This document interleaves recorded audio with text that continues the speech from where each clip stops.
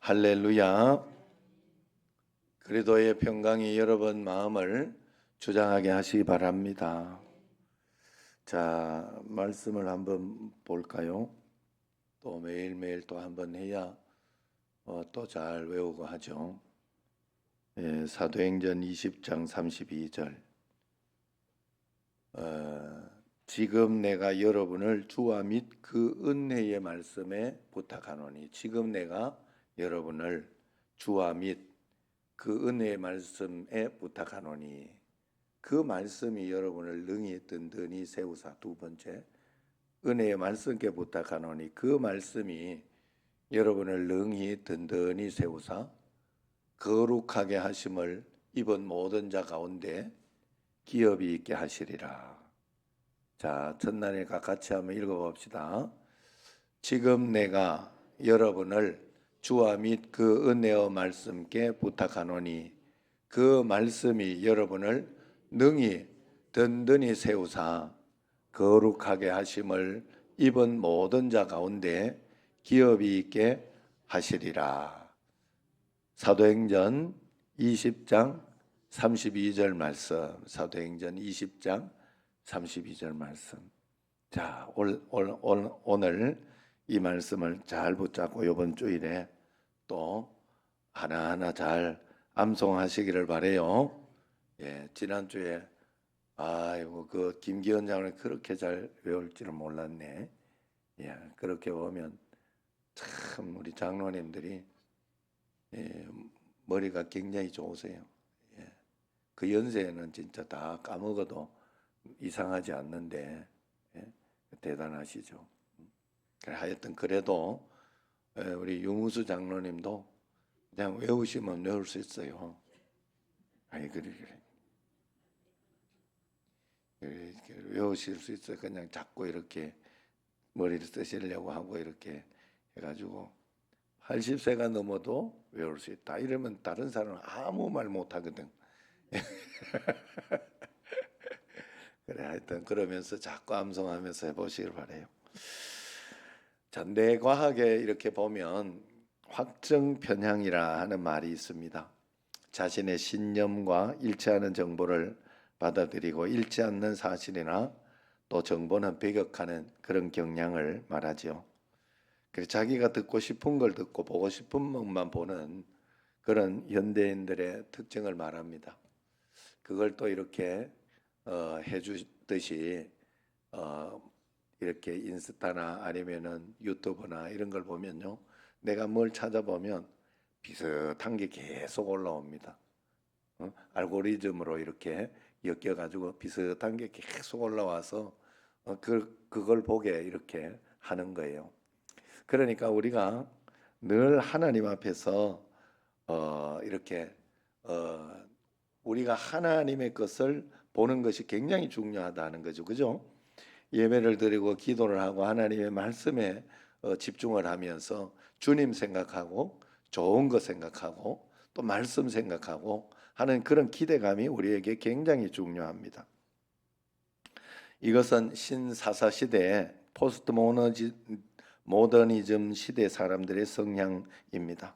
내 생각, 내 판단, 내 결정이 소중하듯이 다른 사람의 생각과 의견도 존중할 줄 아는 것이 건강한 품성이고 또 건강한 민주사회 시민의식이죠. 온 세상이 어려울 때 정치, 경제, 사회 등 나라가 혼란에 빠졌을 때 지구촌이 질병과 자연재해로 몸살을 앓고 있을 때 우리는 무엇을 어떻게 해야 할까? 걱정하고 원망하는 것은 우리의 바람직한 자세가 아닙니다. 하나님은 나라가 어려울 때마다 하나님의 얼굴을 구하라 그렇게 말씀했어요. 지금까지 모든 기도가 너의 필요를 채워달라고 기도했다면 나라가 어렵고 힘들 때, 사회가 어지러울 때 하나님의 뜻이 무엇인지 하나님의 얼굴을 구하라 하는 것입니다. 전능하신 하나님의 이름을 붙들고 기도하면 내 백성들의 부르짖음에 귀를 기울이겠다 그렇게 말씀하고 있어요. 여러분들도 이제 그렇게 우리가 지금 이 시대에 또 이 전국에 그렇게 해야 된다 하는 거예요. 오늘 말씀 15절 16절 한번 보세요. 15절 16절을 보면 앞에 것과 뒤에 것만 이렇게 하겠어요. 이제 이곳에서 하는 기도에 내가 눈을 들고 귀를 기울이니 그랬어요. 그리고 마지막 같이 읽어봐요. 내 눈과 내 마음이 항상 여기에 있으리라. 항상 여기에 있으리라. 우리는 마음으로 다 한다 이렇게 하고 우리가 마음을 잡고 예수님 믿고 신앙생활할 때 마음을 잡고 이야기하고 자세를 잡고 이야기하다가 보니까 주님 다 아시죠. 집에서 간단하게 그리고 적당하게 주님 다 아시죠 하는 그런 마음으로 그렇게 예배를 하고 기도하고 그럴 때가 있어요. 어제 제가 축구를 하러 갔다 이렇게 이야기를 했지만 뭐 다 아시죠. 내가 축구하고 싶은 마음, 운동하고 싶은 마음 다 알지 뭐 이러고 안 하면 그건 미친놈이요. 안 그래? 만약에 내가 그러고 나는 축구는 하고 싶고 축구 하고 싶은 마음은 나는 분명히 있고 축구를 해야 또 운동 건강도 해지고 막 그렇게 막 비를 맞고 이렇게 해서 감기를 걸려야 되는데 감기도 걸릴 수도 있고 뭐 그렇게 한데도 그렇게 하면 몸이 건강해지고 더 좋아지는 건 분명하거든요. 그러니까 어쩔 수 없이 이제 그걸 하는데 나는 마음은 운동장에 가 있어. 그러고 운동 안 하면 아무것도 아니지.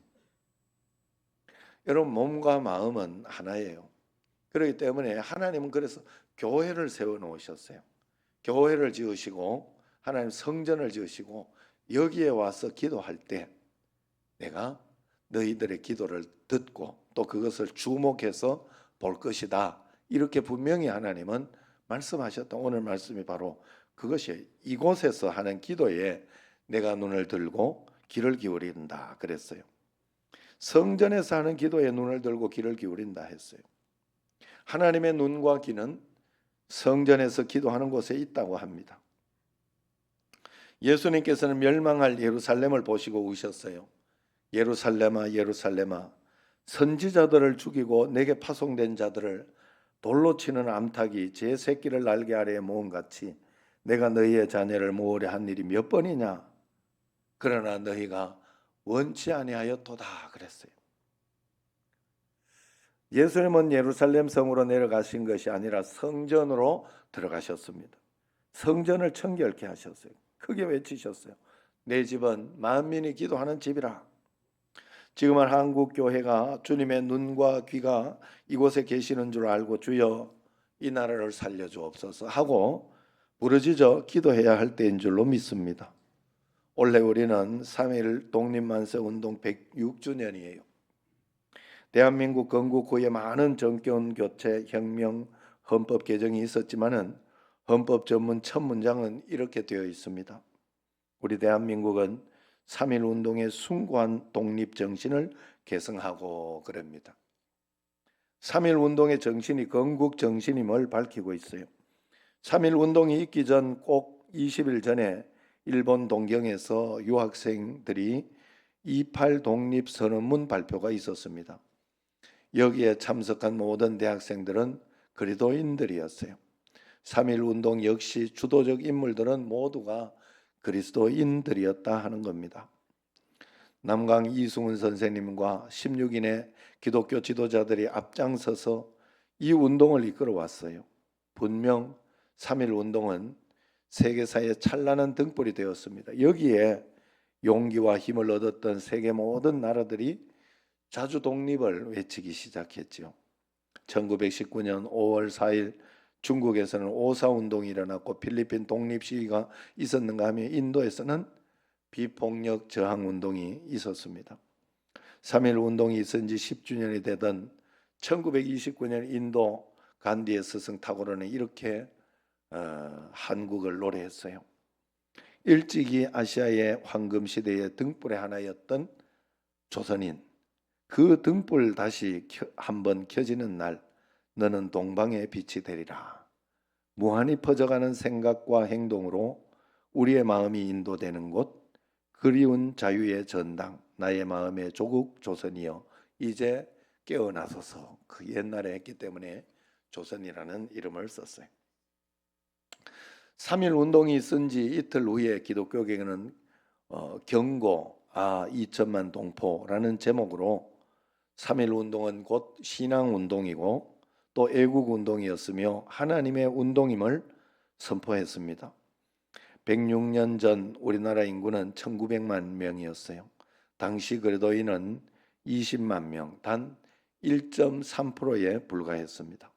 1.3%의 그리스도인들이 민족 독립운동을 선도하고 있었던 것이죠. 분명한 통찰과 역사의식을 가지고 역사의 등불을 들고 있었습니다. 그래서 참혹한 식민정책 속에서 절망하는 백성들에게 희망을 일깨워줬지요. 빛의 길을 제시했고 그 길을 갔어요. 이것이 기독교입니다. 이것이 우리 한국 기독교의 자랑입니다. 이것이 오늘 우리가 이 위기의 역사 앞에서 무엇을 어떻게 해야 할까를 보여주는 것이죠. 그래서 우리가 기도해야 됩니다. 하나님 앞에 어떤 일을 해야 될 것인지 하나의 지침 안내이기도 한 것이에요. 3.1 만세 운동이 있은 지 20여일 동안 이곳저곳에서 끊임없이 만세 만세 만세하는 그 만세가 울려 퍼지고 있었습니다. 교회에 들어와서 기도하는 자리에서 젊은 여학생들을 모조리 끌고 갑니다. 평양에서 한 여학생이 체포되어졌어요. 그대는 기독교인인가?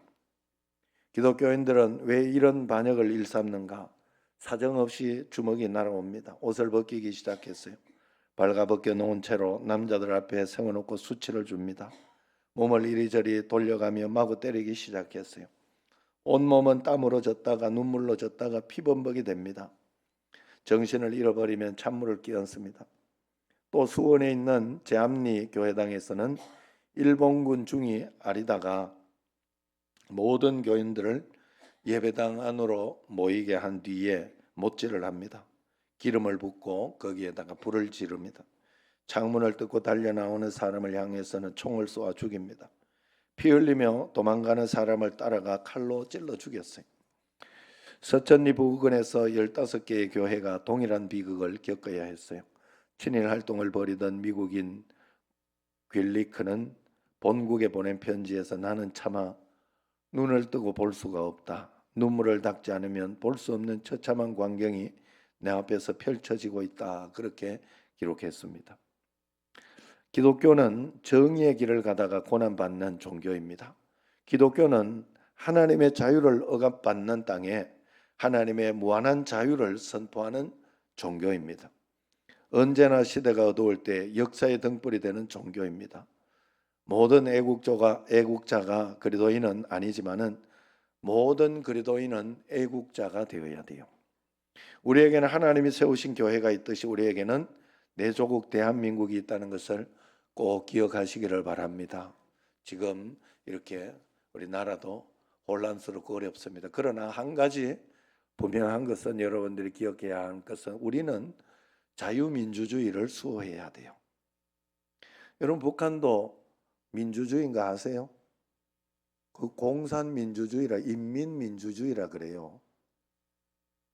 공산주의 이렇게 인민민주주의의 민주주의, 사회주의도 사회민주주의라 그래요. 속으면 안 돼요, 여러분. 우리는 자유민주주의예요. 자유민주. 거기에 기독교가 있어요. 거기에 예수 믿는 자유가 있어요. 다른 곳에는 없어요. 하나님을 믿는 그런 자유가 없다는 거 여러분 잊으시면 안 돼요. 그래서 이것을 꼭 수호해야 하고 지켜내야 됩니다. 그래서 그런 마음으로 여러분 이럴 때 하나님 앞에 더 기도하고 하나님 앞에 더 애를 쓰면서 주님 앞에 이렇게 이 모든 것들이 잘 지켜질 수 있도록 여러분 설마 하다가 설마가 사람 잡아요. 어느 날 나도 모르게 이미 다 어디엔가 모르게. 그래서 이 대한민국에 지금 간첩도 엄청나게 많아요. 착각하시면 안 돼요. 없을 거라고 생각하면 안 되고 중국이 우리를 이렇게 잡아먹으려고 이렇게 저렇게 한다 하는 것도 우습게 생각하면 안 돼요. 설마 그러겠어? 그런 생각 여러분 하시면 안 되고 기도하셔서 기도해야 됩니다. 기도하고 하나님 앞에서. 그래서 제가 이렇게 우리 원래 이제 부흥회로 해놓은 우리 박한수 목사는 요즘 또 이렇게 조용히 이렇게 있는데 보니까 그 교회는 한 달 집중 기도하기로 교회 기도를 선포하고 한 달 집중 주님 앞에 기도를 하더라고요. 여러분 우리 여러분들도 이 저녁에 와서 기도하시고 또 새벽에도 기도하시고 하나님 앞에 기도하면서 꼭 나아가시기를 바랍니다. 오늘 본문을 보면 역대하 7장 14절 이 7장 14절은 미국의 34대 대통령 아이젠하워가 가장 좋아하는 성경 구절 중에 하나입니다. 대통령 취임식에도 이 말씀을 읽고 이 말씀 위에 손을 얹어서 선서를 함으로 미국인들에게 잘 알려진 그런 본문입니다. 같이 한번 읽어봅시다. 내 이름으로 일컫는 내 백성이 그들의 악한 길에서 떠나 스스로 낮추고 기도하여 내 얼굴을 찾으면 내가 하늘에서 듣고 그들의 죄를 사하고 그들의 땅을 고칠지라 그랬어요. 오늘 본문 말씀은 하나님께서 솔로몬의 성전 봉헌 기도를 들으시고 솔로몬에게 나타나셔서 솔로몬에게 하신 그런 말씀입니다. 솔로몬이 7년간 성전 건축을 끝내고 낙성식을 거행하니까 하늘에서 불이 내려와서 재물을 불살라 주었습니다. 그리고 솔로몬에게 나타나 백성이 축복을 받고 국가가 부흥하는 비결을 하나님이 지금 말씀하고 있는 것입니다. 아무도 도와주는 사람이 없다고 느낄 때, 갈 길이 보이지 않을 때 너희는 하나님을 만날 기회를 얻은 것이다. 그때 스스로 낮춰서 기도하고 악한 길에서 떠나라. 그리하면 내가 도와주겠다 약속한 거예요. 길이 없다고 생각하고 길이 보이지 않을 때, 오늘 찬양처럼 길이 보이지 않을 때, 그때는 하나님을 만날 기회다. 하나님을 만날 기회다. 간증을 할 수 있는 기회요. 또 하나님이 가장 좋은 것을 주시는 그런 것을 볼 수 있는 기회다. 여러분들이 꼭 믿고 그런 가운데 하나님의 말씀을 붙잡고 기도해야 된다. 그리고 스스로 낮춰서 기도하고, 여러분 기도하는 사람이 겸손한 사람이에요. 아셨어요? 기도 안 하는 사람, 기도의 자리에 무릎을 안 꿇는 사람은 뭐라 말해도 그 사람은 교만한 사람이에요. 자기 생각, 자기 능력대로 살 수 있다고 믿기 때문에 기도 안 하는 거예요. 무조건 그런 거예요. 다른 거 이건 변명할 수가 없어요. 설명할 길이 없어요. 네? 이명옥 권사님 내가 새벽에 2번 이상은 꼭 나와라 그러면서 했더니 2번 이상은 나오려고 노력을 합니다. 안 나오는 순간 그냥 집에서 이거 보고 있는 순간 교만한 거예요. 그건 교만한. 아셨죠? 예, 겸손하니까 나오는 거예요. 겸손. 하나님 앞에 무릎 꿇는 것은, 하나님 앞에 겸손한 표현은 다른 방법이 없어요. 다른 방법이 없어요. 기도해야 돼요. 기도해야 돼요. 그래서 기도로 스스로 낮추고 기도하여 그러잖아요. 자기 스스로를 낮추는 게 기도예요. 하나님 앞에. 그래서 무릎 꿇고 기도하는 거잖아요. 서가지고 교만하게 배 내밀고 기도하지는 않습니다. 그렇게 기도하는 건 없어요. 자기를 낮추고 겸손하게 하는 게 기도입니다. 겸손하면 하나님이 보시는 거예요. 그래서 내 얼굴을 찾으면, 얼굴을 찾으면 이것도 중요한 거예요. 하나님 얼굴을 어디서 배웁는다 그랬어요? 하나님 얼굴은 어디서 배웁는다 그랬어요? 예배 드리는 중에 뵙는 거예요. 하나님을. 예배 드리는 것을 성경에서는 하나님을 배웁는다 하는 거예요. 예배 드리는. 그래 예배 드리면서 하나님을 만나고 하나님 경험하는 거예요, 여러분들이. 그래서 예배를 드리면서 은혜를 받고 그렇게 해야 되는 거예요. 예배를 드리면서. 할렐루야. 예? 그래서 그 하나님을 찾으면, 하나님의 얼굴을 찾으면, 교회와 성전에서 예배하고 기도하면서 하나님께 기도하고 그럴 때 얼굴을 찾는 거예요. 그러면 내가 하늘에서 듣고 그들의 죄를 사하고 그들의 땅을 고칠지라. 여러분, 오늘 본문 말씀은 성전 봉헌 기도를 한 것이 아무도 도와주는 사람이 없을 때는 낮춰서 기도하고 악한 길에서 떠나라 그럽니다. 그러면 도와주겠다 했어요. 오늘 본문 성경은 지금 고난 가운데 있는 이 나라 백성을 향해서 말씀하는 거예요. 내 이름으로 일컫는 내 백성이 그들의 악한 길에서 떠나 스스로 낮추고 기도하여 내 얼굴을 찾으면이라고 합니다. 우리 조상들은 하나님을 알지 못하던 때에도 나라에 고난이 있고 어려움이 있을 때 하나님 앞에 돌아오는 기회로 삼았어요.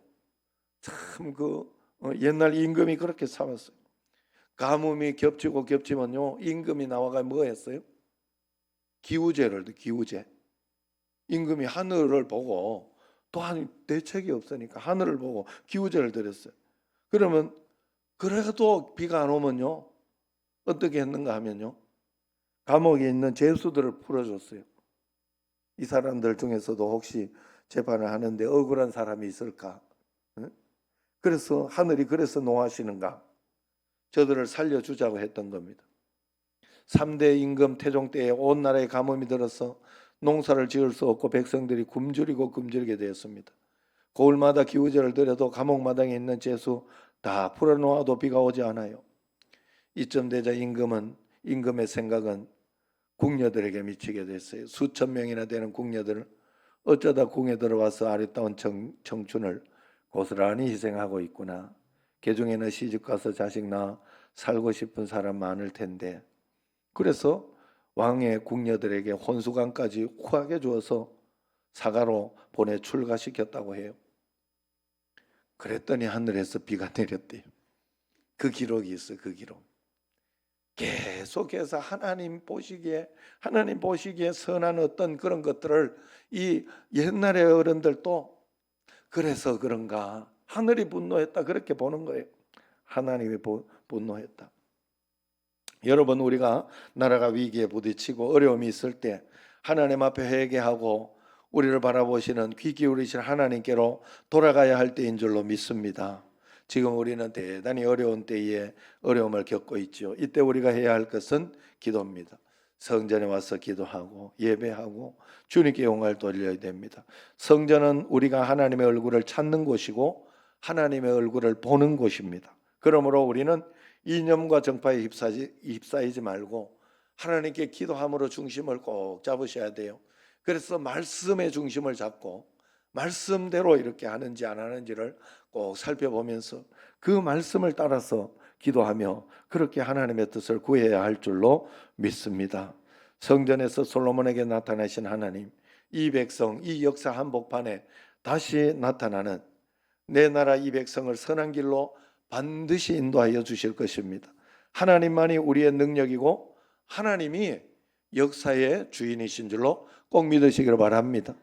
역사가 영어로 히스토리예요. 히스토리, 역사. 그걸 역사라고 그래요.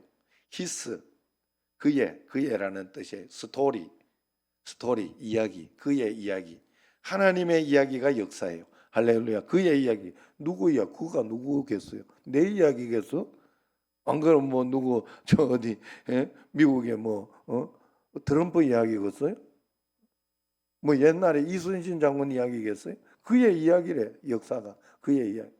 역사는 하나님이 인도하시는 거예요.